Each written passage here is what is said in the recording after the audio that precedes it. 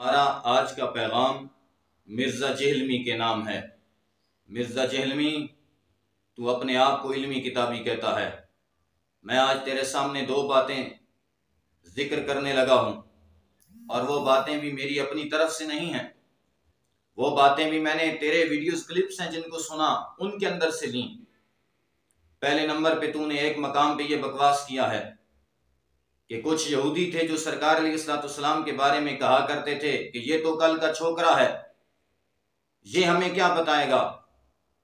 اے علمی کتابی ہونے کے دعوے دار، میں تجھے مخاطب کر رہا ہوں، اب دکھا کوئی کتاب، اب ہوا میں لہرا کوئی کتاب، اور بتا کہ کس کتاب کے اندر سے تو نے یہ حوالہ پڑھا ہے، کس یہودی نے سرکار علیہ السلام کے بارے میں یہ بکواس کی ہے۔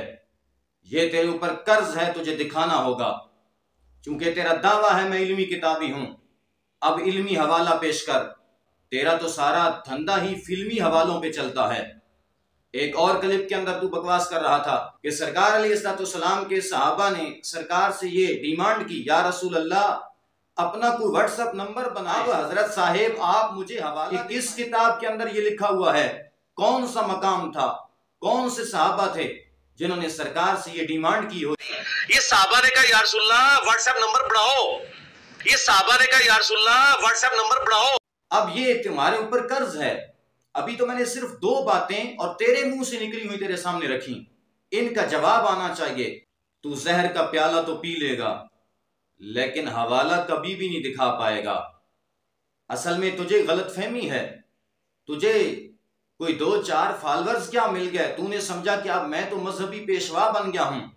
ارے نادان، ایسا نہیں ہوتا۔ اگر کوئی کسی محلے کے اندر کوئی کتی ہو اور وہ درجن بچے دے بیٹھے تو وہ یہ سمجھے کہ اب میں تو اس محلے یا بستی کی سردار بن گئی ہوں، یہ اس کی غلط فہمی ہوتی ہے۔ تم اپنی اوقات میں رہے۔